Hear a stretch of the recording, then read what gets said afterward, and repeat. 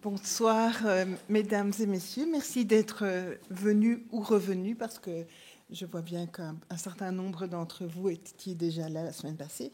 Et nous allons donc prendre la deuxième partie du cycle de conférences organisé autour de la figure du politique au XVIe et XVIIe siècle.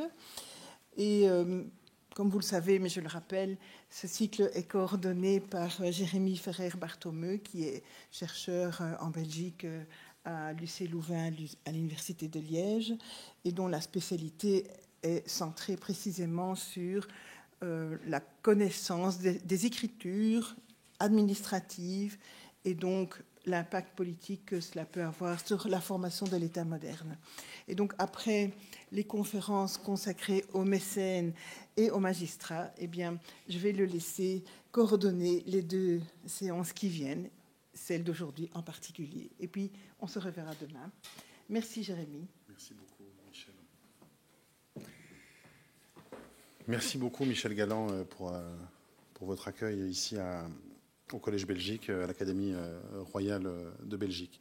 Alors, il me revient la lourde tâche de présenter notre orateur de la journée, de la soirée. Olivier Poncet est professeur d'archivistique, diplomatique et histoire des institutions de l'époque moderne à l'École nationale des chartes à Paris et directeur d'études à l'École des hautes études en sciences sociales, où il est titulaire de la chaire pratique et théorie des archives. Le professeur Poncet est également, c'est important de le dire ici, correspondant de l'Académie des inscriptions et belles-lettres de l'Institut de France. Il est l'auteur de très nombreux ouvrages et articles. J'ai dû opérer des choix dans une bibliographie de 13 pages pour n'en retenir que le proche et le lointain. Je citerai la monographie issue de sa thèse d'école des chartes, Pomponne de Bellièvre, 1529-1607, un homme d'État au temps des guerres de religion, publiée en 1998, ainsi que la monographie issue de sa thèse de doctorat, La France et le pouvoir pontifical, 1595-1661, l'esprit des institutions, publiée en 2011, mais également ses plus récents chantiers éditoriaux consacrés à Mazarin, au nombre desquels la biographie du cardinal, intitulée Mazarin l'Italien, en 2018, et le beau livre de la BNF qui lui est associé, Mazarin, l'art de gouverner, en 2021. Son enseignement aux chartes comme à l'EHESS porte sur toutes les manifestations de l'écrit documentaire dans les institutions et les sociétés de l'époque moderne, principalement en France. Il vise à apporter les éléments d'explication relatifs à la genèse et à la tradition des sources de la pratique à travers l'étude des organes et des logiques de production, des formes spécifiques de cette documentation et des conditions de transmission et d'exploitation de cette dernière. Il porte actuellement un projet international en collaboration avec la professeure Birgit Emich de l'université Johann Wolfgang Goethe de Francfort, qui s'intitule Graceful 17, les régimes de grâce pontificaux au XVIIe siècle, et anime également un séminaire de recherche en collaboration avec Édouard Vasseur qui s'intitule Administration et archives, 16e, 21e siècle. Le thème retenu pour cette année, la 5e du séminaire, est la preuve par l'archive. J'achève d'un mot en disant combien je suis heureux de sa présence dans les murs de l'Académie royale de Belgique aujourd'hui, dans le cadre de notre cycle de conférences sur les figures politiques. Olivier Poncet fut mon directeur de thèse et je lui suis très reconnaissant d'avoir accepté que nous continuions de cheminer scientifiquement ensemble à l'occasion de ce genre d'événement. Je lui cède la parole pour vous présenter sa conférence intitulée « Le parfait capitaine », une transfiguration moderne du chef de guerre pendant un peu plus d'une heure, à l'issue de laquelle vous aurez l'occasion d'échanger avec lui. Je vous rappelle que demain, nous aurons la dernière conférence du cycle consacrée au secrétaire diplomate, qui sera animée par la professeure Monique Weiss, ici présente. Je vous rappelle qu'il est important, si vous souhaitez assister à cette conférence, ce que j'espère, de vous inscrire sur le site du Collège Belgique au moyen du petit lien qui figure sur les programmes et sur le site. Je vous donne la parole sans plus attendre. Merci beaucoup. Merci beaucoup, Jérémy, pour cette présentation qui me permettra de dire tout de suite que je ne suis pas spécialiste du sujet dont je vais vous parler, mais j'espère malgré tout que je pourrai vous dire un certain nombre de choses qui sont argumentées et fondées. Merci tout d'abord, effectivement, à vous, Jérémy, et puis merci beaucoup à l'Académie royale de Belgique et à son collège Belgique, qui est une magnifique initiative qui nous permet effectivement de parler entre universitaires et face à un public qui peut venir d'horizons extrêmement divers, et j'en suis très heureux. Alors, j'ai choisi pour illustrer le titre de ma conférence une représentation d'Alexandre Farnèse, qui fut gouverneur des Pays-Bas espagnols de 1578 à 1592, et qu'il est sans doute inutile de présenter ici. Léon van der Essen, qui fut son grand biographe, a dit qu'il était, entre autres, à l'origine de la Belgique moderne. Et j'en prépare une biographie qui est une forme d'explication du sujet que j'ai confié à Jérémy lorsqu'il m'a sollicité pour participer à ce très beau cycle de conférences. Une thématique qui me servira effectivement à exposer une partie des éléments que j'ai pu rencontrer sur Alexandre Farnèse, qui me servira aussi de fil rouge et qui reviendra à plusieurs reprises dans mon propos. Farnèse me permet tout d'abord de vous dire pour quelles raisons, effectivement, ce choix d'une conférence à Bruxelles par quelqu'un qui n'est pas spécialiste, a priori, du parfait capitaine ou de la question de la guerre, finalement, peut s'expliquer. C'est un personnage historique qui résume pour moi à la fois un parcours personnel de vie et de recherche, un parcours qui m'a mené de Rome, il y a maintenant une trentaine d'années, à Bruxelles aujourd'hui, tout comme Alexandre Farnèse, qui est né à Rome et qui a gouverné dans cette ville. Et donc ça, c'est un premier point commun entre lui et moi. La statue qui le représente ici se trouve à Rome, dans la salle des Capitaines, au musée Capitolin. Peut-être certains d'entre vous ont-ils visité cette salle. Elle est contiguë à une autre salle encore plus célèbre, qui est celle des Horaces et des Curiaces. Et peut-être savez-vous, peut-être vous plus que d'autres, que c'est là, en 1957, que fut signé le traité de Rome, si important pour les institutions européennes et donc, évidemment, pour la ville de Bruxelles. Et donc, c'est un point commun entre lui et vous. Ma prise de parole donc s'inscrit dans un cadre qui est celui de ce cycle dédié aux figures du politique, et c'est bien la place du chef de guerre dans la vie politique du XVIe au XVIIe siècle que j'aimerais examiner en votre compagnie. Alors, en dépit de cette apparente spécialisation guerrière, militaire, elle possède, je crois, des éléments communs avec les deux premières séances du cycle consacrées au mécénat et aux magistrats, ainsi qu'avec la séance de demain, dont Monique Weiss assurera la prise de parole consacrée aux secrétaires et aux diplomates, puisque j'évoquerai, chemin faisant, tout à la fois la dimension artistique, la dimension normative et la dimension évidemment politique de ces personnages que sont les capitaines. Ces capitaines sont bien en effet des figures politiques, puisque la politique et la guerre, qu'on le veuille ou non, c'est un couple qui fonctionne bien depuis longtemps, et sans doute, hélas, encore pendant longtemps. C'est un couple qui a peu à voir avec le régime politique proprement dit, qu'il soit monarchique, qu'il soit républicain. Il a peu à voir avec une époque donnée, et il a, je crois, effectivement, de beaux jours devant lui, si l'on en juge par le nombre de chefs d'État qui ont été des chefs de guerre ou des militaires de carrière, qu'ils aient accédé au pouvoir en temps de paix ou en temps de guerre, par la voie démocratique ou par le moyen d'un coup d'État, l'un et l'autre parfois pouvant s'enchaîner.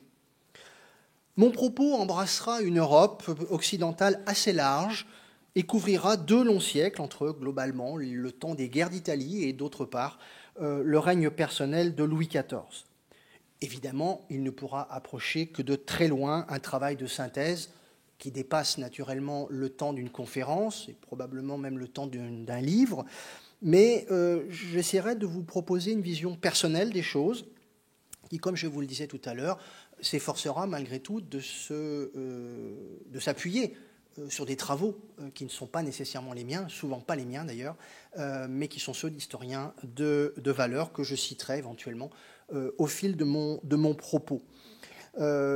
L'expression du parfait capitaine se développe essentiellement au milieu du XVIe siècle. Elle a fait l'objet précisément d'un volume collectif publié en 2001, donc ça remonte déjà il y a presque un quart de siècle, volume dirigé par Marcello Fantoni, qui en a eu l'idée lors d'un colloque précisément dédié à la famille Farnèse. Donc, il y a encore un point commun entre le sujet de la conférence et le personnage qu'est Alexandre Farnèse, qui peut passer d'une certaine manière pour un modèle assez emblématique de ce parfait capitaine dont je vais vous entretenir, à la fois aux yeux de ses contemporains, de ses panégyristes et parfois de certains de ses historiens. Je rappelle qu'Alexandre Farnèse est né en 1545, il est mort en 1592, et donc il se situe à la croisée de 2 mondes, l'un que l'on pourrait qualifier de finissant, et qu'on pourrait résumer, un monde qui parfois a été qualifié du terme de renaissance, même si le terme est parfois un petit peu compliqué et trompeur. Et l'autre monde serait celui du siècle suivant, qui est un monde ascendant, dont Farnèse est un des acteurs, un des témoins, et qu'il voit effectivement se mettre en place. Alors, le portrait de groupe que je vous propose, évidemment, dépassera largement cette figure, et je vais souvent m'en éloigner, même très souvent. On y retrouvera en priorité des Italiens et des Espagnols, mais aussi, et à un degré moindre, des Allemands, des Français, des Anglais, et même un Brabançon. Aucun de ces personnages, ou presque, n'a connu le chômage durant sa vie. Ils ont tous trouvé à s'employer dans tous les combats, en particulier ceux que l'immense empire espagnol, on pourrait même dire des possessions des Habsbourg, a alimenté pendant plus de 2 siècles.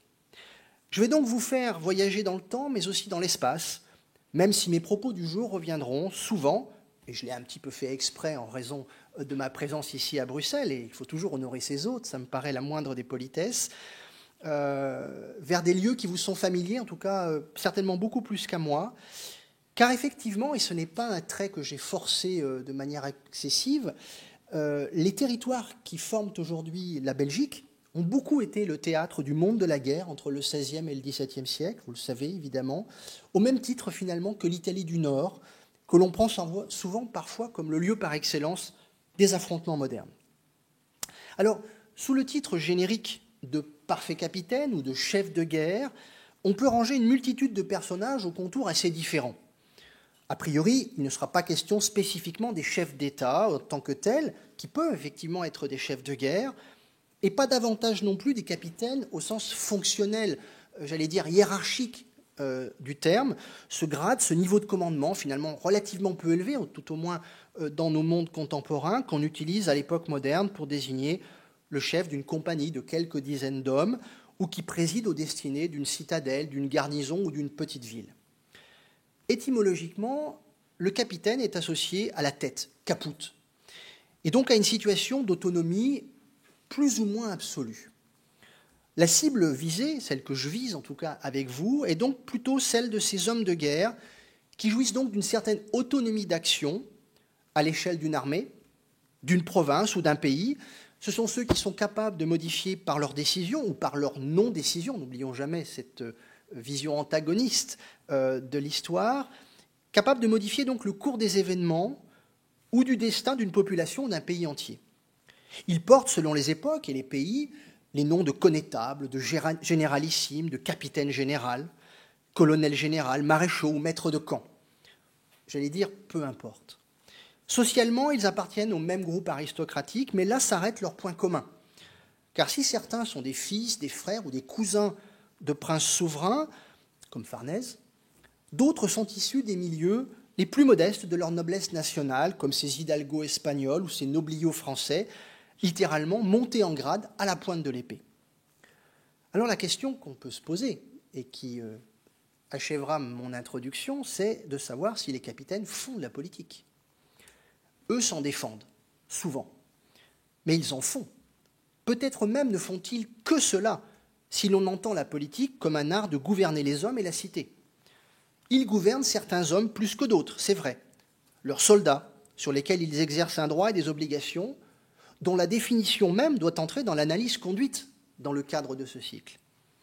Le mercenariat de certains capitaines est connu. Il est souvent réduit à une forme de location, un traité de condotta, d'où le terme de condottiere. Mais ce business of war, pour reprendre l'expression du beau livre de David Parrott, n'est pas que cela et fait émerger de véritables figures politiques d'un bout à l'autre de la période. Inversement, le processus de civilisation de l'armée par le biais d'une administration civile n'en fait pas nécessairement le lieu d'une société parfaitement policée ou politisée.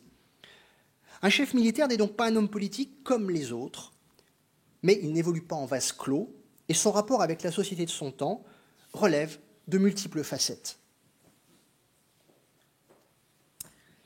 Commençons tout d'abord, si vous le voulez bien, par revenir sur le sous-titre de cette conférence, « Transfiguration moderne », qui appelle, me semble-t-il, quelques précisions chronologiques et méthodologiques qui me serviront de progressive introduction et d'entrée dans le sujet. Alors vous avez successivement sur cette diapositive, de gauche à droite, la représentation tout d'abord de Bartolomeo Colleoni par Verrocchio à Venise. Pour ceux qui connaissent Venise, c'est devant l'église que les Vénitiens appellent San Zanipolo, c'est-à-dire l'église de Saint-Jean et Saint-Paul. Puis le portrait en pied par Jean de Sèvres, un Namurois d'adoption et qui est né dans la principauté de Liège, d'Alexandre Farnèse, conservé à la Pinacothèque de Parme. Et enfin, le portrait de Turenne par Pierre Mignard. Ces trois figures rappellent que l'arc chronologique de cette conférence ambitionne de couvrir une période qui va du XVe siècle finissant au règne de Louis XIV et qui ne s'enferme pas dans un champ de bataille déterminé. Faire l'histoire politique des chefs de guerre durant cette période revient à saisir un des aspects de l'évolution de la noblesse et du pouvoir étatique durant ce qu'il est convenu d'appeler la première modernité. Je ne sais pas si le terme est très répandu en Belgique. En France, il fait florès depuis une vingtaine ou une trentaine d'années pour désigner globalement une période que certains appellent early modern en Angleterre ou frühmoderne Geschichte pour les Allemands. Alors parler de transfiguration est une autre manière pour moi d'insister sur les éléments de continuité plutôt que sur les éléments de rupture, de raisonner en termes de mutation plutôt qu'en usant d'un vocabulaire qui serait celui du déclin ou de l'innovation. Alors on a parlé depuis les années 1950 et les travaux précurseurs de Michael Rogers de révolution militaire pour désigner l'évolution du monde de la guerre entre le milieu du XVIe siècle et le milieu du XVIIe siècle. Cette révolution reposerait à la fois sur le développement de l'artillerie, sur l'augmentation de la taille des armées en conflit et sur la mise en place d'une administration de plus en plus importante pour gérer le domaine militaire, un domaine militaire qui est alimenté par une fiscalité croissante, des impôts, toujours des impôts, qui accélère l'avènement de l'État tel que nous le connaissons. Ce concept de révolution militaire a fait l'objet, et encore aujourd'hui, fait l'objet d'intenses débats historiographiques qui tentent à nuancer l'effet et la nouveauté de ce qui se passe au cours de l'époque moderne, en dépit des apparences. Et il en va de même pour nos capitaines, dont la part d'autonomie n'a pas fondu comme neige au soleil avec l'avènement de l'État au XVIIe siècle. Mais cette figure s'est sans cesse reconfigurée pour s'adapter aussi bien à la nouvelle donne tactique et stratégique qu'à l'évolution des formes politiques du pouvoir. La guerre, l'État. Les capitaines sont bien les vecteurs d'une modernisation avérée de l'art de mener la guerre et de sa place dans les sociétés européennes du temps. Et les trois exemples que je vous propose ici semblent tous marquer des inflexions de la figure du parfait capitaine à l'âge moderne. Le Colleone, comme on appelle parfois Bartolomeo Colleoni, qui est né vers 1395-1400 et qui est mort en 1475, est l'un de ces grands chefs d'armée qui met son talent et son énergie au service des États italiens qui, au XVe siècle, s'affrontent par bandes interposées. Alors, entendez le terme de bande non pas au sens de personnages qui se rassemblent pour un mauvais coup, mais plutôt des formes organisées d'armées qui sont désignées ainsi et qui se recrutent au moyen donc de ce contrat qu'on appelle la condotta, un contrat qui les engage le temps d'une campagne ou plus et qui précise parfois les conditions d'entrée en guerre, mais aussi le traitement durant celle-ci et, peut-être encore plus important, les clauses de leur licenciement, qui est toujours le moment le plus délicat, se séparer d'un groupe de militaires qui a combattu, qui s'est aguerri, qui s'est, certains diraient, ensauvagé ou qui a subi la brutalisation des combats, c'est toujours le plus compliqué. Quant à Alexandre Farnèse, qui est ici représenté en gouverneur général des Pays-Bas et donc en capitaine général, c'est un titre qu'il joint à celui de gouverneur, donc capitaine des troupes du roi d'Espagne stationnées dans les Pays-Bas sous son autorité, ce portrait le représente en quelque sorte à mi-chemin du détenteur du pouvoir politique, donc ça c'est plutôt l'habit courtisan, la collerette, les bas de soie, du pouvoir administratif, et là évidemment vous aurez remarqué le bureau sur lequel il pose sa main, et le pouvoir militaire, symbolisé effectivement par le casque, le bouclier qui sont posés à ses côtés, mais un petit peu plus loin de lui. Quant au portrait de Turenne, enfin, il figure le chef de guerre du grand siècle en maître de guerre, équipé pour le combat, mais revêtu des dentelles qui signalent le grand aristocrate qu'il est sur un fond de champ de bataille. Entre ces trois représentations, choisies entre 100, j'aurais pu en montrer d'autres, vous en verrez d'autres du reste, pourrait se jouer la succession de figures topiques qui mèneraient successivement du chevalier-cavalier au capitaine courtisan et enfin au général fonctionnaire. L'enchaînement n'est pas complètement faux, et il dit quelque chose de l'esprit du temps. Mais il n'est pas davantage totalement exact. C'est la raison pour laquelle j'examinerai dans un premier mouvement ce que j'appellerais quelques faux semblants historiques, que seraient le déclin de l'idéal chevaleresque, la disparition de l'esprit lettré chez les grands capitaines de l'âge moderne, ou l'avènement de ce qui serait un nouveau métier des armes. Dans un second temps, je ferai une place plus nette aux mutations plus profondes qu'ont entraîné, d'une part, l'avènement des États modernes et d'autre part, la place de la religion dans les affrontements des XVIe et XVIIe siècles. Commençons par la question de la chevalerie. L'armure d'Alexandre Farnèse, puisque c'est bien d'elle dont il s'agit, qui se trouve en haut à gauche, a été réalisée par un Milanais du nom de Lucio Piccinino. Elle est aujourd'hui conservée à Vienne, vous pouvez absolument la voir. Elle a probablement été livrée à Farnèse à son arrivée aux Pays-Bas, enfin son retour définitif en quelque sorte aux Pays-Bas en 1577-1578, ou juste après sa nomination comme gouverneur général à la mort de Don Juan d'Autriche en octobre 1578. Elle constitue une sorte d'image rémanente et esthétisante d'une forme évanouie de la guerre à l'âge moderne. Il est plus que probable qu'Alexandre n'a jamais porté cet équipement d'apparat d'une très grande facture artistique et technique, de sorte que le contenant ne dit rien du contenu. Autrement dit, au sens figuré, Alexandre n'entre pas dans son armure. Pourtant, l'armure n'est pas sans chevalier. Je m'explique. Les valeurs de l'idéal chevaleresque, puisque la chevalerie est d'abord un ensemble de valeurs, auraient cédé à partir du XVIe siècle devant les évolutions d'une guerre moderne, où aurait sombré tout à la fois l'usage dominant de la cavalerie comme arme décisive pour remporter une victoire, la courtoisie et les règles de l'engagement militaire à la faveur, je le disais tout à l'heure, d'une forme de brutalisation de la guerre nouvelle, et enfin la progressive distanciation entre l'ordre nobiliaire et le commandement militaire. Alors, tordons tout d'abord le cou à ce mythe persistant, parfois, de la perte de sens de la cavalerie comme élément décisif des batailles, sur lequel on a beaucoup glosé, en particulier entre Anglais et Français, après Azincourt, évidemment, où la cavalerie française a été littéralement submergée par un autre art de combat. Alors, je le dis d'autant plus volontiers que je parle ici en Belgique, où a eu lieu la charge victorieuse de Burkel, en Flandre occidentale, dont j'ai découvert récemment qu'elle était peut-être la dernière charge de cavalerie victorieuse en Europe occidentale. Elle a eu lieu juste à la fin de la Première Guerre mondiale, en octobre 1918. Et donc, effectivement, c'est aussi une manière de dire que voilà, la cavalerie est sans cesse revenue et repartie à l'assaut. Il est un fait, toutefois, que la fin du XVe siècle et le XVIe siècle ont marqué une forme de triomphe de l'infanterie. Et deux dates paraissent encadrer sa suprématie qui recoupe peu ou prou l'arc chronologique de nos parfaits capitaines. On pourrait prendre comme point de départ la bataille de Morat, remportée par les Suisses sur Charles le Téméraire en 1476, et la bataille de Rocroi, qui a eu lieu en 1643, perdue par les tercios espagnols face à la cavalerie française du duc d'Enghien. Entre ces deux dates, la cavalerie, symbole de l'art militaire le plus chevaleresque, par définition et presque étymologiquement, auquel le capitaine pouvait le plus aisément s'identifier, a semblé disparaître. En réalité, elle s'est réinventée. D'une part, elle a privilégié de nouvelles formes tactiques, avec en particulier l'apparition de ce qu'on nomme la cavalerie légère, par opposition à la cavalerie lourde, capable de mouvements beaucoup plus complexes. Une cavalerie légère qui a été d'ailleurs encouragée par des capitaines de l'époque moderne, par un Jean de Médicis, qu'on appelle également Jean des bandes noires, un des grands capitaines des premières guerres d'Italie. C'est une cavalerie qui s'est révélée décisive lors de la bataille de Pavie, perdue par la France en 1525.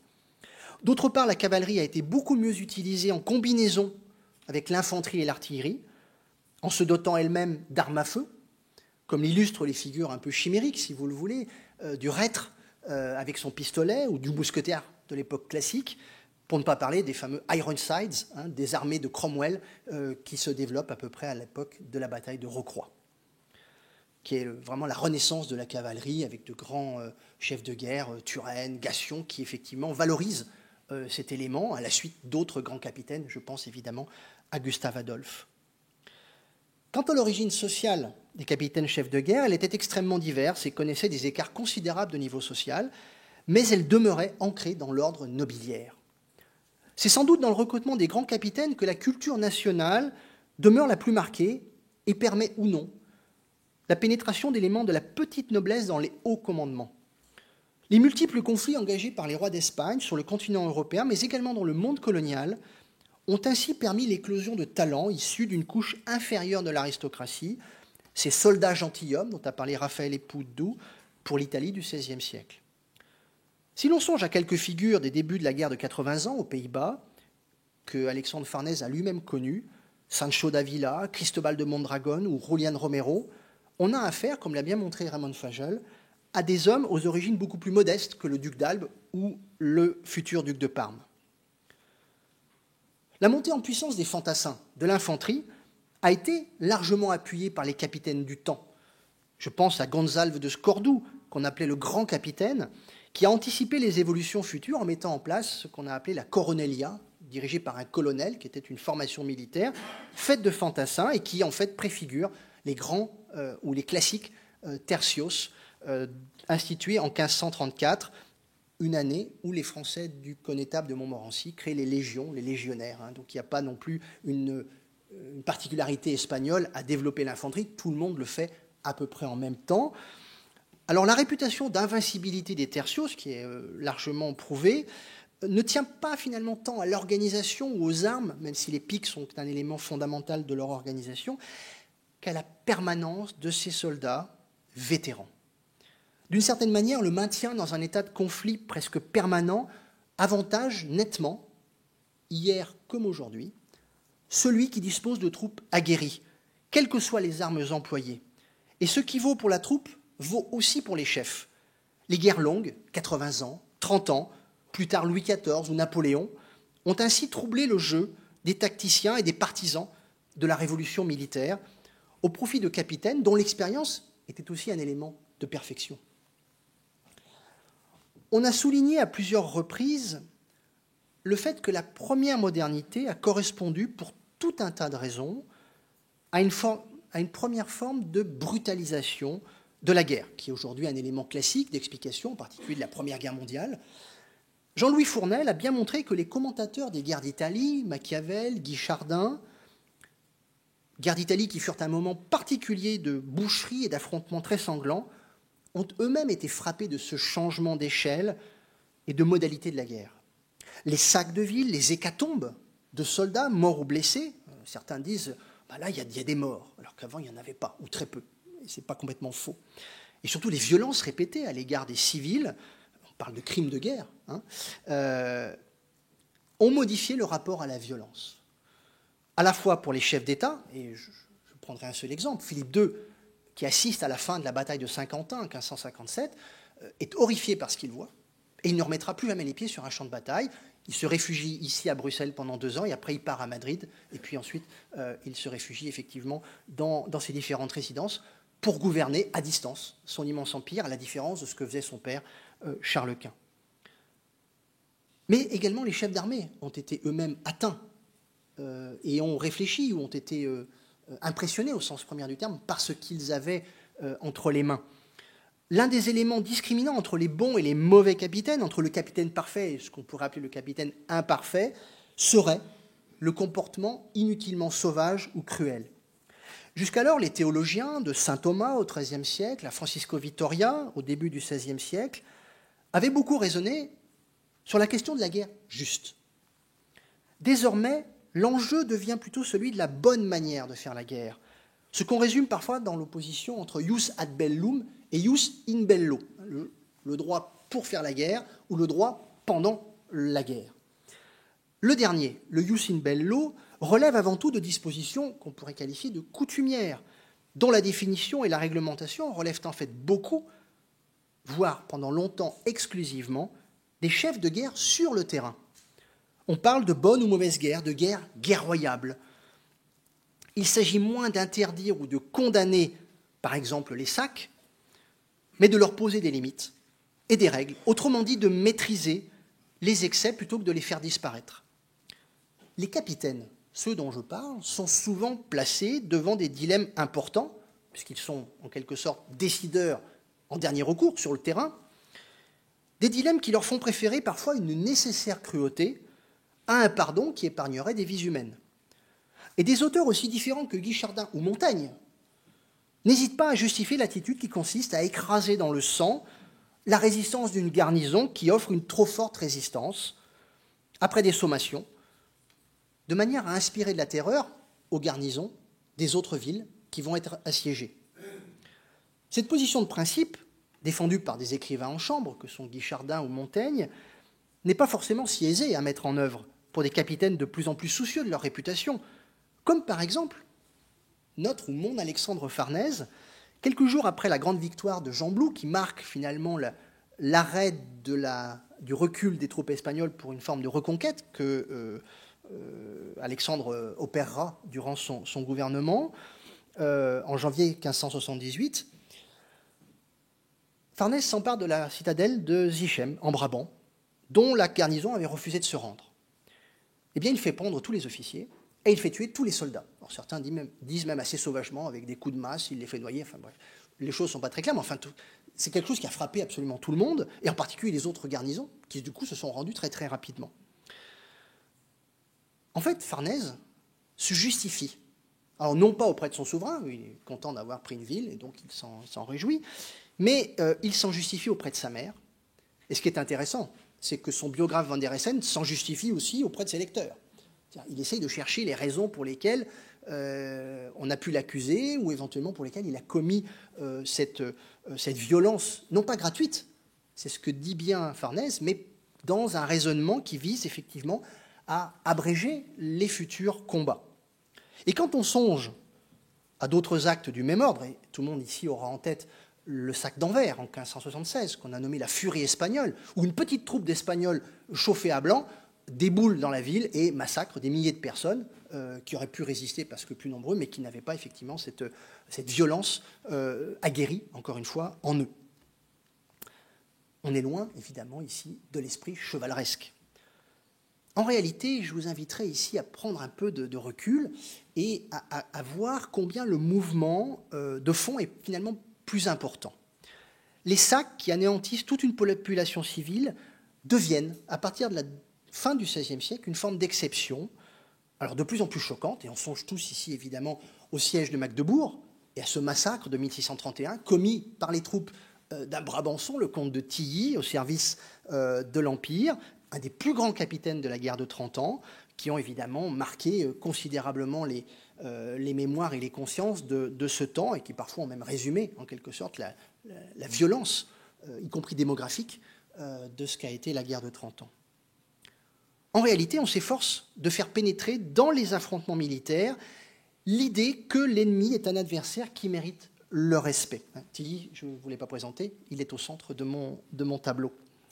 Alors, respecter l'adversaire, c'est ce que Velázquez a voulu montrer avec ce tableau que vous connaissez peut-être, qui est un célèbre tableau qu'on appelle, alors, selon les cas, la reddition de Breda ou les lances, en raison des pics que vous voyez dressés derrière la scène centrale, qui célèbre donc la reddition de la citadelle de Breda face au général victorieux Ambrogio Spinola en 1625. Et l'on voit ici le vainqueur qui s'abaisse vers son vaincu jusqu'à le relever, comme on le ferait d'un chevalier à qui on pardonne ou qu'on reprend dans sa protection, et qui paraît ici renoué. Alors c'est évidemment une vue de Velázquez, 10 ans après l'événement, mais on sait que Spinola était réputé, comme Farnèse, pour une forme de combattant loyal, respectant sa parole, aussi bien quand il disait qu'il allait détruire tout le monde si on ne se rendait pas, que quand il expliquait qu'il épargnerait tout le monde si on se rendait. Ce tableau montre qu'on rationalise la guerre. Le général d'armée Policé est le nouveau parfait capitaine, en cela qu'il raisonne l'exercice de la violence. Il pèse mieux que par le passé, beaucoup mieux en tout cas que durant les guerres d'Italie, les avantages et les inconvénients d'une résistance, et dans le même temps, le général vaincu est moins souvent condamné par la justice de son souverain en cas de capitulation, mieux comprise de tous, et ça c'est un enseignement du grand travail de Paul Voat, qui a montré effectivement que le sort des vaincus à l'âge moderne changeait entre le XVIe et le XVIIe siècle. Parmi les vertus chevaleresques, il y a celle du rapport au monde lettré, qui constituerait pour les guerriers une antithèse et une sorte de mise à distance de la violence des combats. Les capitaines, ou tout au moins une partie d'entre eux, sont tout à la fois des lecteurs, des orateurs, des objets d'écriture et des auteurs, comme l'indiquent les quelques images que j'ai ici choisies pour vous. En effet, le capitaine, la figure du capitaine, est aussi une construction littéraire faite par des livres, des dédicaces et des bibliothèques. Et les historiens d'aujourd'hui, effectivement, doivent prendre en compte cette partie fictionnelle, littéraire de ces personnages. Dans son chapitre consacré au condottiere, dans L'homme de la Renaissance, dirigé par Eugenio Garin, qui est un livre qui a inspiré, je crois, Jérémie en inventant ou en proposant ce cycle de conférences, Michael Mallett, grand spécialiste de l'histoire des condottières au XVe siècle, soulignait, je le cite, qu'aucun groupe humain de l'époque n'est plus marqué par ce contraste d'ombre et de lumière que celui des chefs militaires d'Italie. Le capitaine peut ainsi se montrer aussi bien fort lettré qu'une brute assez épaisse. Le condottiere, dans son cabinet de lecture, comme Federico da Montefeltro, peint par un flamand, Justus van Gent, vers 1476, n'est nullement l'expression d'un chiasme imaginaire, cette opposition frontale entre deux éléments, voulue par un peintre pour un patron qui pourrait le rémunérer. Il correspond aussi à une réalité de cette époque, et les Sforza, comme les Montefeltro et d'autres capitaines du Quattrocento, ont attaché leur nom à une forme élevée d'humanisme. Ça ne peut pas paraître paradoxal, mais c'est bien comme cela que les choses fonctionnent. Ensuite, je voudrais redire avec Henri-Jean Martin que les grands succès de librairie du XVIe siècle sont d'abord des romans de chevalerie, bien loin en nombre d'exemplaires imprimés et vendus devant Rabelais ou les poètes de la Pléiade, malgré l'idée qu'on peut s'en faire. Ces romans contiennent pour leurs lecteurs une forme de réactualisation des vertus chevaleresques dont leur propre époque leur paraît parfois privée. Et chaque génération se nourrit des exploits de la précédente. Et les précepteurs font souvent lire aux futurs capitaines du XVIe siècle des romans de chevalerie ou des récits antiques, censés en faire en plus de parfaits humanistes maîtrisant le latin. Et bientôt, leurs successeurs, au XVIIe siècle, y joignent les récits des vies illustres de ces capitaines modernes du XVIe siècle, qui ont accompagné les guerres d'Italie ou les combats des guerres de religion sur le continent européen. Et on pense évidemment ici aux vies illustres de Brantôme. Certains de ces chefs de guerre possèdent même des bibliothèques absolument remarquables. Je songe à un cas que j'ai étudié dans le passé, celle du duc de Mercœur, le cousin par alliance du roi de France Henri III, et qui meurt au retour d'une guerre contre les Turcs en 1602. L'analyse des titres de sa bibliothèque révèle ainsi des goûts très variés, qui vont des récits épiques, dont je viens de parler, à la poésie, en passant par des lectures plus spécialisées concernant la poliorcétique, l'art de faire le siège d'une ville, ou la cartographie. Le goût des capitaines pour les écrits de toutes sortes et leur position sociale et politique éminente en font du reste des dédicataires de choix pour des auteurs qui sont souvent à la recherche d'une protection ou qui ont besoin de faire valoir leur publication par le fait qu'ils y incluent, en quelque sorte, un personnage qui sait de quoi il parle quand ils écrivent sur la guerre. L'admiration pour les anciens va jusqu'à proposer aux capitaines de les imiter aussi sur le plan de l'art oratoire. Et c'est l'objet du tableau central de cette diapositive, la locutio ou la harangue avant les combats, qui vise à animer des troupes qui peuvent être craintives ou fatiguées, relève tout à la fois de l'exercice ordinaire du commandant, qui indique ses buts de bataille, et d'un charisme personnel du capitaine, qui construit sa légende et son autorité, qui lui permet, par exemple, comme dans ce tableau, d'apaiser des soldats mutinés parce qu'ils n'ont pas été payés, ce qui est un cas de figure qui se représente souvent, et les soldats espagnols de la Furie d'Anvers de 1576 sont dans ce cas. Et là, vous avez ici un tableau du Titien, un très beau tableau du Titien, qui représente une allocutio tenue par un grand capitaine, le napolitain Alfonso de Avalos, en 1537. Et que fait le capitaine quand il ne combat pas ? Eh bien, il peut écrire.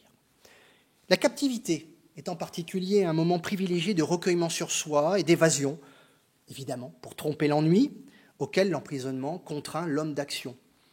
Les sujets en sont variés, il peut s'agir de poésie ou de textes courtois, je pense en particulier au dialogue d'amour que l'aristocrate napolitain Ferdinand de Avalos, le cousin d'Alfonso, rédige en captivité après la défaite de Ravenne en 1512 pour son épouse, Vittoria Colonna, elle-même une poétesse très célèbre.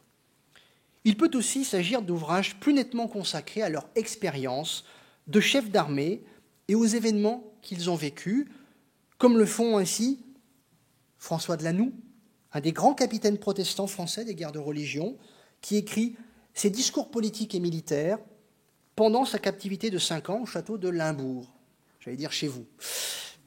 Publiés une première fois à Bâle en 1587, ils furent plusieurs fois réédités.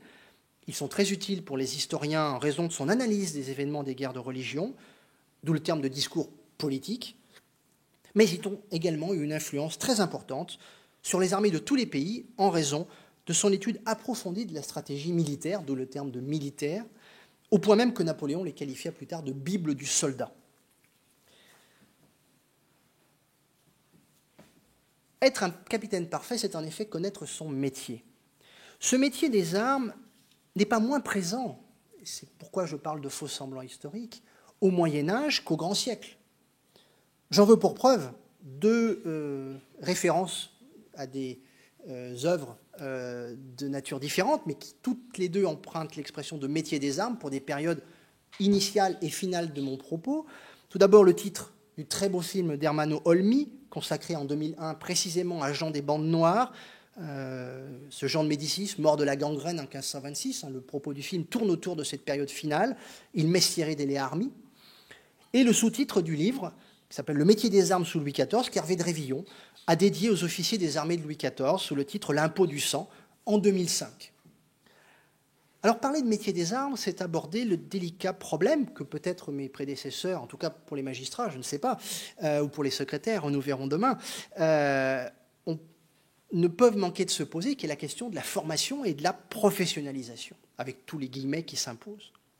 Il n'existe pas, pour la période qui nous intéresse, d'écoles ou de collèges militaires tels que la monarchie française les met par exemple en place au XVIIIe siècle. Après une formation aristocratique qui comporte nécessairement des armes, maniement des armes et équitation, les premiers capitaines se forment d'abord sur le tas, au contact d'autres capitaines et du combat, mais aussi, on l'a vu, à la lecture de livres spécialisés, qui connaissent un fort développement au XVIe siècle, tant sur les questions de fortification que de stratégie, d'artillerie ou de discipline des troupes. Je pourrais citer, non pas des dizaines, mais peut-être, oui, quand même des dizaines de titres correspondant effectivement à ce type d'ouvrage. Le besoin quand même d'une formation spécialisée, dédiée à l'art de commander et à l'art de maîtriser tous les savoirs indispensables à la conduite d'une armée en campagne, se fait jour dans la seconde moitié du XVIe siècle.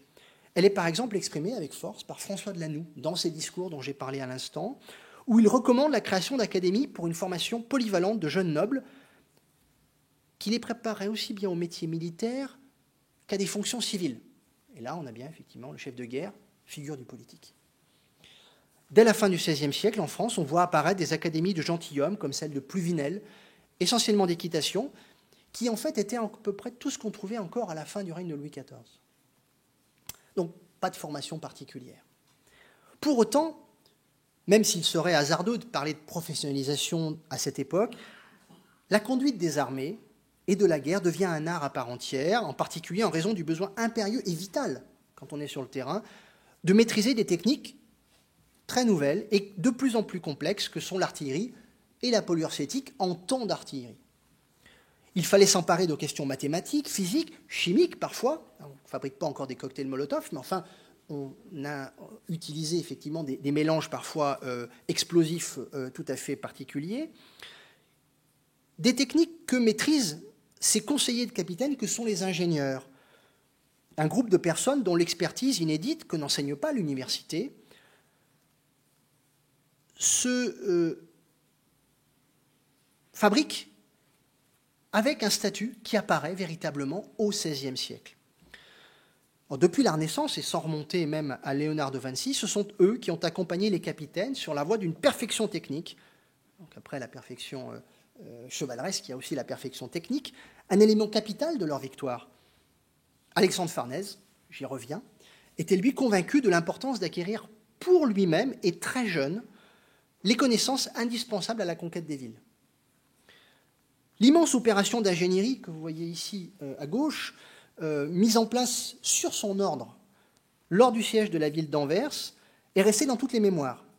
On a fabriqué un pont de 32 bateaux qui a permis de bloquer l'approvisionnement par la mer de la ville et qui a permis effectivement de réduire la résistance des assiégés, qui a obligé la ville à se rendre à Farnèse en août 1585.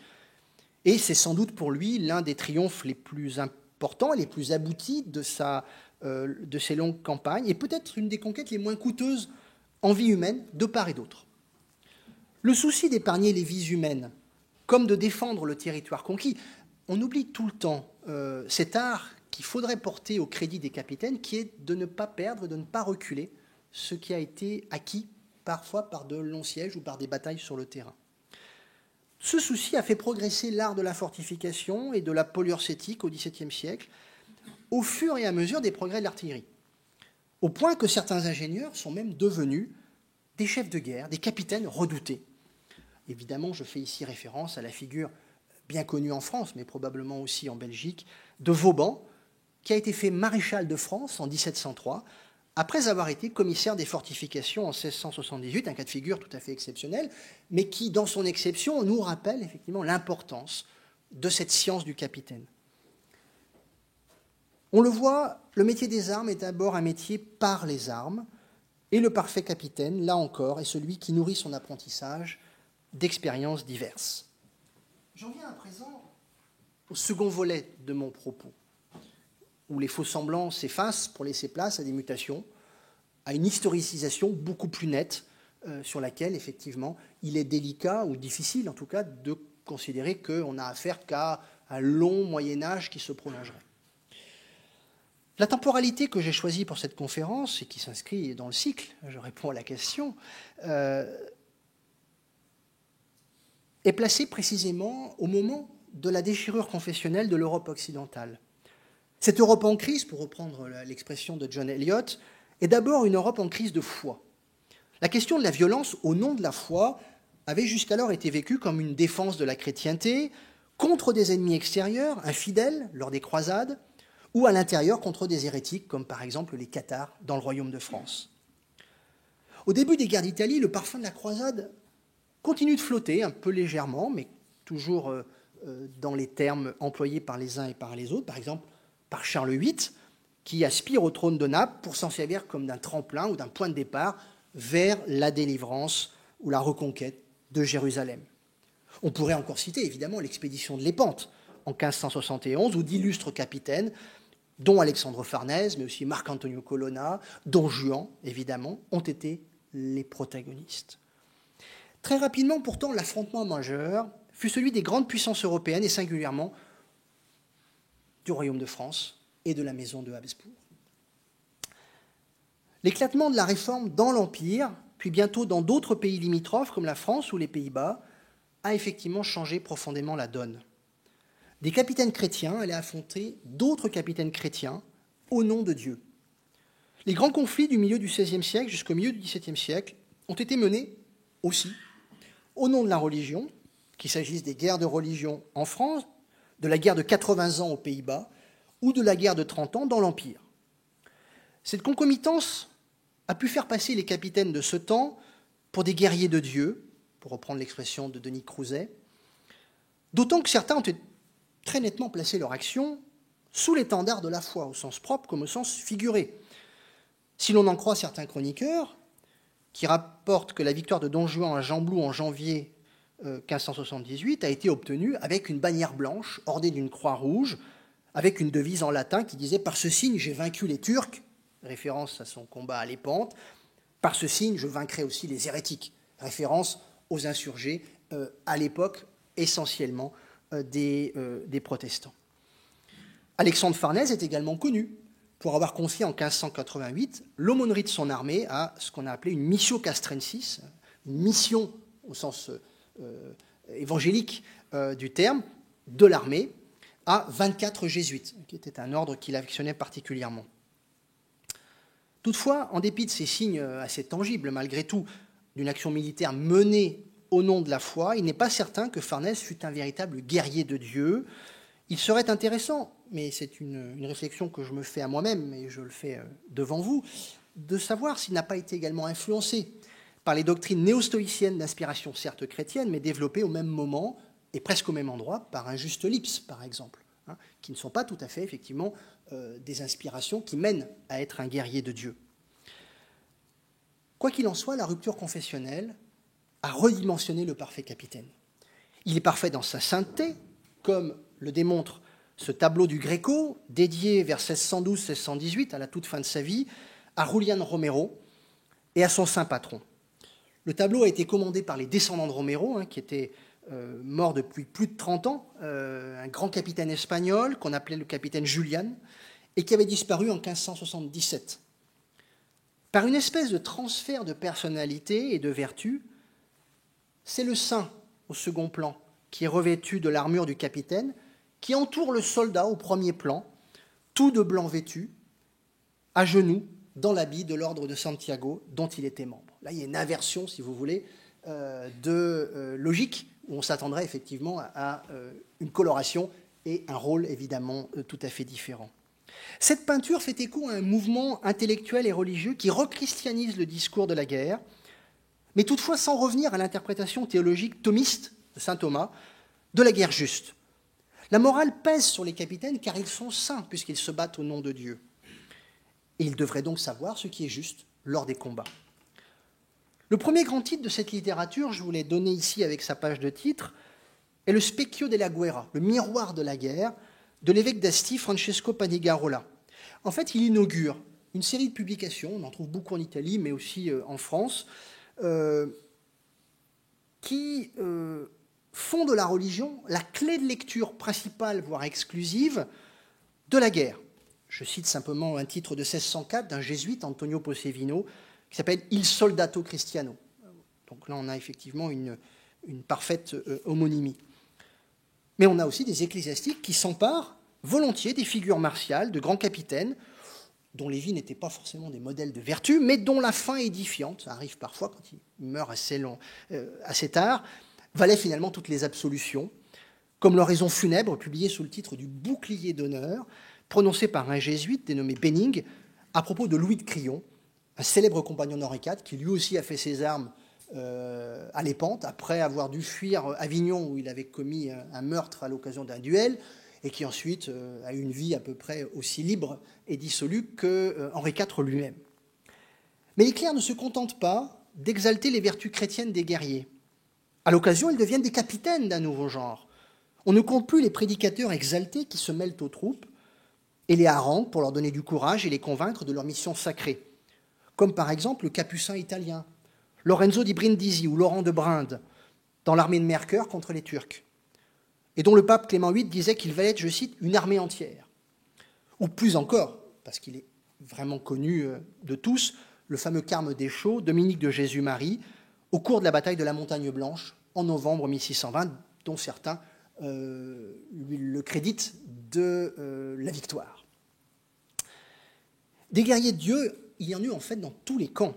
Chez les protestants aussi, on se battait pour sa foi, avec le même métier que les capitaines catholiques au service de leur prince. J'ai cité François de Lanoux, un très grand capitaine, pas seulement un écrivain, mais aussi un grand capitaine.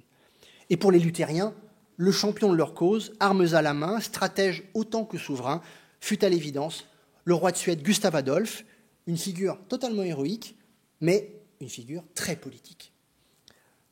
Notons toutefois que l'argument confessionnel n'est pas toujours déterminant, plus on avance dans le temps, pour accéder au poste de commandement suprême. C'est ainsi que la plupart des généraux dont le cardinal Mazarin se servit étaient protestants. On peut citer Gassion, Turenne, et puis des étrangers, Rosen, Erlard, Rantzau, dont la moralité était parfois très discutable, voire davantage, mais dont le talent et l'efficacité étaient avérés.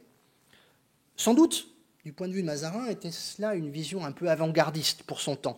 En effet, à la même époque, l'un de ceux qui a uni le plus volontiers religion et guerre fut peut-être Cromwell, avec une New Model Army très marquée par le puritanisme et une forme démocratique de désignation des chefs, ce qui n'empêche pas l'émergence de capitaines absolument charismatiques, comme Fairfax ou Monk, qui ont la particularité d'avoir lâché, si vous me passez l'expression, Cromwell, pour faciliter la restauration des Stuarts en 1662.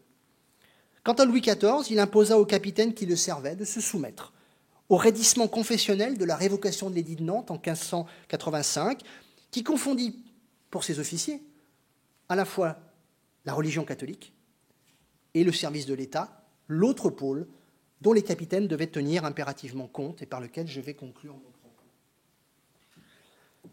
L'élément le plus politique et le plus évolutif de la figure du parfait capitaine durant la première modernité fut à l'évidence son rapport à la puissance étatique. J'ai choisi d'évoquer ce rapport fait d'imitation et de concurrence par le biais de statuts équestres de capitaines relevant de différentes époques. Alors vous avez de droite à gauche une statue célèbre, la première en fait, dans l'Occident médiéval et ensuite moderne, dédiée à un capitaine, celle qui a été élevée à côté de Saint-Antoine de Padoue, on voit ici la coupole, à Erasmo d'Anarni, dit également Gattamelata par Donatello, en plus le sculpteur absolument célèbre, donc au milieu du XVe siècle. Au centre, on retrouve Farnèse, Alexandre Farnèse, avec une statue tardive de 1622-1625 de Francesco Mocchi, non pas à Parme, mais à Plaisance, qui est l'autre ville de son duché. Et puis enfin, vous avez une vue assez rare pour ce personnage, qui est plutôt représenté à pied en général, d'Oliver Cromwell, qui effectivement est ici représenté comme un capitaine à cheval. La statue équestre renvoie à un modèle antique, impérial, dont le premier retour public accompagne non pas l'exaltation des souverains, mais de leur condottière, comme je l'ai dit, comme Gattamelata, qui veut dire chatmite en fait, c'est le terme italien, à Padoue, où on a vu Colleoni à Venise, qui est également une statue de condottière à cheval. Alors rapidement, les princes se saisissent de cette nouvelle forme de propagande pour eux-mêmes. On connaît les portraits équestres de François Ier ou de Charles Quint, le célèbre tableau de Charles Quint à Mühlberg en 1547. On sait également qu'en 1538, le pape Paul III fait replacer la statue antique de Marc Aurèle, Marc Aurèle, parfait capitaine et empereur, en plus philosophe, sur la place du Capitole à Rome, où elle se trouve toujours, à côté justement des musées capitolins et de la salle des capitaines, où on trouve Farnèse. J'enchaîne un petit peu les choses. Pourtant, le portrait ou la statue équestre au XVIe siècle demeure celle du capitaine d'armée. Il y a là une relative éclipse du souverain, combattant ou victorieux à cheval, qui semblerait marquer une forme de répartition des tâches entre les uns et les autres. Pourtant, la concurrence du général vainqueur sur le champ de bataille n'en demeure pas moins prégnante pour le souverain, qui subit plus qu'il ne maîtrise cette situation à l'époque des guerres de religion, par exemple. Le roi d'Espagne, en particulier, qui est contraint de déléguer de grands pouvoirs dans son vaste empire, est en effet sans cesse attentif à resserrer la bride à ses capitaines. C'est le cas évidemment dans l'outre-mer coloniale, où les capitaines profitent de l'éloignement, des circonstances et d'une rencontre inédite avec des pouvoirs politiques inconnus en Europe, comme on les connaît, Cortés au Mexique, Pizarro au Pérou et jusque évidemment au délirant Lope de Aguirre que vous connaissez probablement à travers le film de Werner Herzog. La réplique du souverain, effectuée évidemment avec un certain retardement de plusieurs mois, parce qu'il faut apprendre les nouvelles, puis prendre une décision, puis renvoyer des troupes et des instructions. La réaction est soit de mettre au pas le capitaine en le payant et en lui confiant une charge, quand on estime qu'on a plus avantage à le garder à son service, soit en le punissant de prison ou de mort. En Europe, les choses sont un petit peu plus complexes, comme le montre l'exemple, encore lui, d'Alexandre Farnèse. Alors Philippe II l'a nommé parce qu'il était son parent, d'abord parce qu'il avait du talent probablement, mais aussi parce qu'il était son parent. Il est le fils de la demi-sœur de Philippe II, Marguerite de Parme, qui avait elle-même été gouverneure des Pays-Bas. Mais Philippe II se méfie de ce gouverneur général qui cumule des pouvoirs politiques et militaires très étendus. Geoffrey Parker l'a bien montré, le gouverneur capitaine général, il est véritablement maître de tout, ou presque tout, dans le pays. Je vous renvoie également aux travaux de René Vermeer sur la question, qui sont effectivement d'une grande précision et qui montrent à quel point on a en effet affaire à un pouvoir tout à fait exceptionnel. Alors en 1580, Philippe II, 2 ans après l'avoir nommé, est déjà un peu lassé, et il veut lui faire céder le gouvernement au profit de sa mère, donc qui est à la demi-sœur du roi. Il lui demande de venir, la mère revient, et en fait Alexandre dit non. Je refuse de céder le pouvoir à ma mère, je ne veux pas me contenter du pouvoir militaire, je veux conserver le pouvoir politique.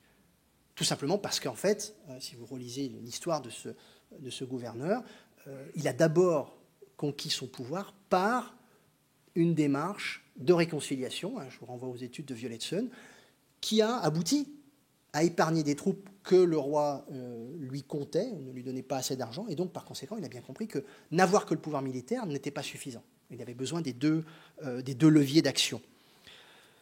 En 1588, Philippe II lui impose un Conseil suprême des Pays-Bas et de Bourgogne qui siège à Madrid et qui double les avis que son gouverneur lui donne sur les décisions à prendre aux Pays-Bas. Donc, face à une situation donnée, Alexandre envoie une lettre pour dire « je recommande de faire ceci ». Le Conseil des Pays-Bas et de Bourgogne à Madrid réfléchit et propose au roi une autre solution, alors qui peut être la même, mais qui peut être radicalement différente. Donc le roi arbitre entre les deux. Mais Philippe II se méfie encore de son général vainqueur en lui mégotant les moyens financiers. L'argent arrive toujours avec retard. Farnèse doit emprunter de l'argent. Parfois, il ne peut pas payer ses troupes, qui restent parce que son prestige, son charisme est important, mais enfin, jusqu'à un certain point aussi, ce qui évidemment gêne le capitaine dans son action. Et il va même jusqu'à lui faire porter l'essentiel de la responsabilité de l'échec de l'invincible Armada. Ce que les historiens aujourd'hui ont tendance effectivement à nuancer énormément et à faire plutôt porter sur la tête des conseillers de Philippe II. Et il finit même, et c'est la fin de cette histoire un peu soupçonneuse, si vous voulez, entre les deux hommes, par penser que ce stratège, effectivement précieux, mais trop indépendant à ses yeux, veut se tailler une principauté, ici même, aux Pays-Bas, pour devenir lui-même le souverain de cette région, et donc se soulever contre son roi, ce qui, à mon avis, est totalement une vue de l'esprit, mais enfin, quand on a des milliers de kilomètres et qu'on finit par tout voir à travers des lentilles qui ne sont pas nécessairement celles de la fidélité, Philippe II a été beaucoup trahi, il décide de lui retirer son gouvernement. La lettre de congé, de licenciement parvient à Farnèse au moment où celui-ci meurt. Il n'aura pas vu la lettre de Philippe II à la fin de l'année 1592. Alors d'autres grands capitaines ont atteint un niveau de reconnaissance politique éminent avant d'être brutalement écartés du pouvoir. On songe évidemment à Albrecht von Wallenstein, qui, à la faveur de son talent et d'une guerre de 30 ans qui est assez violente, se taille un immense domaine en Bohême, avec lequel il finance une non moins immense armée de plus de 100 000 hommes, qui en fait est l'armée essentiellement disponible pour l'Empire. Cette armée fait de l'ombre à l'empereur, qui n'en est pas le propriétaire, et c'est une armée qui en impose aux autres souverains catholiques d'Allemagne, qui ne sont évidemment pas capables de réunir autant d'hommes, et surtout pas de les commander. Et c'est finalement une conspiration qui les débarrasse de Wallenstein en 1634, qui est assassiné dans son lit par des soldats. Il est remplacé par un dénommé Matthias Gallas, qui a une réputation absolument détestable. Pour le coup, c'est un capitaine très imparfait, mais qui a pour lui de n'avoir pas de prétention politique, ce qui le rend supportable. Finalement, Cromwell est peut-être le seul capitaine du XVIIe siècle à avoir réussi à s'imposer à la place de son souverain. Il faut dire qu'il a été décapité, comme vous le savez, et à avoir surtout tenté d'établir une dynastie, puisque son fils Richard prend sa suite pendant quelque temps, il n'a pas son talent, avant une restauration de monarchie, je l'ai dit, facilitée par ses propres capitaines. Pourtant, entre les condottières italiens du XVe siècle et Cromwell, il y a un monde, et surtout une évolution puissante des États européens qui favorise l'émergence d'un pouvoir absolu d'un souverain qui s'efforce de prendre la place des chefs de guerre, comme l'illustre bien le cas de la France. À l'époque de la Fronde, lorsque la guerre étrangère se confond avec la guerre civile, je rappelle que la Fronde éclate en 1648, alors que la France a conclu une paix pour l'Empire, mais pas avec l'Espagne, donc la guerre avec l'Espagne continue. Le risque est très grand que les généraux tiennent dans leurs mains le sort de l'État. Condé puis Turenne ont ainsi joué à tour de rôle une fonction protectrice et déstabilisatrice pour la conservation du pouvoir monarchique.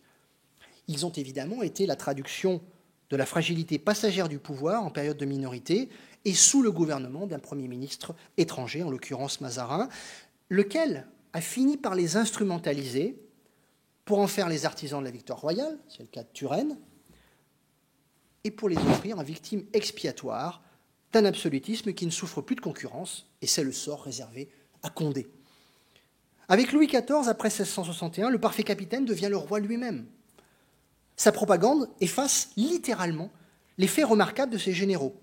On songe évidemment à la place des Victoires, à Paris, où on installe Louis XIV à cheval, en son centre, et on songe ici évidemment à la Galerie des Glaces, où on célèbre par exemple le siège de Maastricht de 1673, en montrant Louis XIV à la tête de ses troupes, alors qu'en fait l'artisan principal en a été Vauban.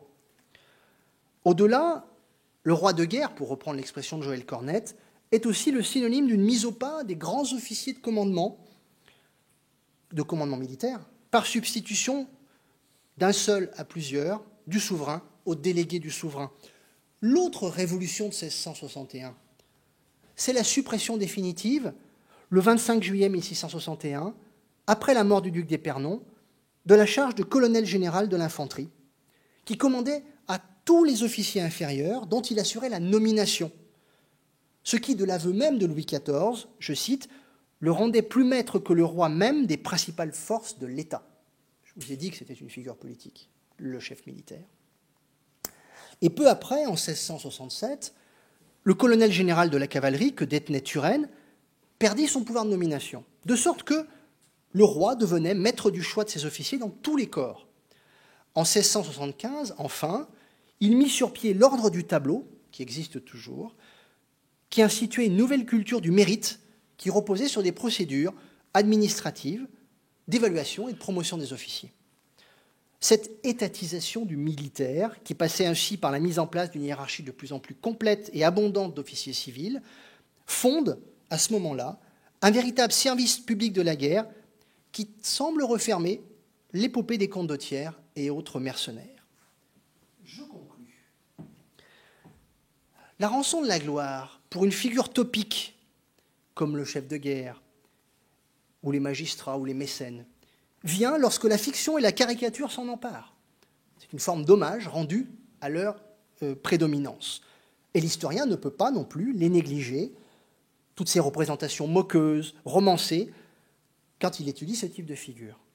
Elles font pleinement partie de la réalité historique de son sujet. Le parfait capitaine, chevalier des temps modernes, paladin de la foi, c'est une expression que Fantoni emploie, courageux mais soumis, possède une dimension qui porte évidemment aisément au mythe. Héros ridicule ou héros vaincu, il demeure un héros. Chacune des mises en scène du capitaine, avec ses imperfections majeures ou mesquines, est encore une fois un hommage rendu à la figure du parfait capitaine. Il est évidemment présent dans les romans picaresques, dont le Don Quichotte de Cervantes, ce célèbre manchot de Lépante, est en quelque sorte la figure la plus célèbre et la plus moderne. Alors, Don Quichotte n'est pas un chef de guerre. La seule bataille qu'il mène est celle qui, si vous vous en souvenez, si vous avez lu cette œuvre tout à fait étonnante, celle qu'il mène à un troupeau de moutons qu'il prend pour une armée et qu'il va effectivement essayer de disperser. Et la seule personne qu'il commande, c'est lui-même, mais éventuellement son écuyer Sancho Panza. Dans l'esprit de Cervantes, qui par ailleurs a une énorme admiration pour les capitaines qu'il a côtoyés en tant que soldat, je pense à Don Juan et à d'autres soldats espagnols, il s'agit, ce roman, d'abord d'une dénonciation des structures jugées rigides et ineptes de la société espagnole de son temps. Quant au Capitan, ou au Matamor, ou au Fracas de la Commedia dell'arte, il n'est que la reprise du soldat fanfaron des comédies de Plaute, donc une forme de figure de très longue durée qui se répand dans le dernier tiers du XVIe siècle et surtout à l'époque où les Français reprennent le dessus sur les Espagnols, et donc cette caricature doit dater, je crois, de 1646 ou 1747. Ces deux images du capitaine, qui n'est pas parfait, prouvent la forte présence du soldat et de son chef dans l'imaginaire des sociétés européennes de ce temps-là, traversées par des entreprises guerrières incessantes. En creux, comme je le disais, on peut encore y lire l'exaltation de la figure désormais légendaire, passée, révolue de ces grands capitaines qui ont été admirés et qui ne seront plus. Les parfaits capitaines ont ainsi suscité autant d'espoir que de déception et de moquerie, Ils ont ambitionné d'être les guerriers de Dieu, certains ont voulu voir en eux des saints, mais ils sont avant tout des capitaines au service de l'État. Le parfait capitaine christianisé, dont Alexandre Farnèse peut apparaître comme une figure emblématique, je le disais, semble ainsi n'avoir été qu'une parenthèse, refermée pour mieux épouser un nouveau siècle, celui d'une Europe westphalienne, après les traités de Westphalie en 1648, dont l'équilibre est avant tout celui des nations souveraines. Alors, ce temps n'est pas moins économe en vie humaine et en affrontements sanglants, mais elle est plus rationnelle au sens où l'entendent les nouveaux philosophes que sont Descartes ou Leibniz. Les grands capitaines demeurent des héros, mais des héros moins fabriqués par eux-mêmes ou par l'opinion publique, telle qu'elle pourrait exister, que par des pouvoirs étatiques qui sont d'autant plus portés à les proposer en modèle héroïque que leur propre gloire est assurée sans aucune contestation. L'État a besoin des capitaines pour exister et se conserver, quitte à les domestiquer, comme d'Artagnan, homme de guerre, mais surtout homme de confiance, d'abord de Mazarin, puis de Louis XIV. Pour conclure cette séance, et ce seront mes derniers mots, je vous invite à la suite d'Hervé de Révillon à relire, quand vous aurez le temps, une pièce de Corneille, alors qui n'est pas la plus connue ni la plus jouée, mais qui fait écho au Cid, écrit 40 ans plus tôt. Elle s'appelle Suréna. Elle a été représentée pour la première fois en 1674. Elle raconte l'histoire d'un général parthe qui a assuré par ses victoires le succès du roi qu'il sert. Mais ce roi est gêné par la gloire de son héros, sans parvenir toutefois à se résoudre à l'éliminer. Et c'est finalement une main anonyme qui l'en débarrasse en tuant le général, ce qui a fait dire à certains analystes qu'il s'agissait là du stade ultime de l'éviction du héros par la politique. Ici finit l'histoire du parfait capitaine. Je vous remercie de votre attention.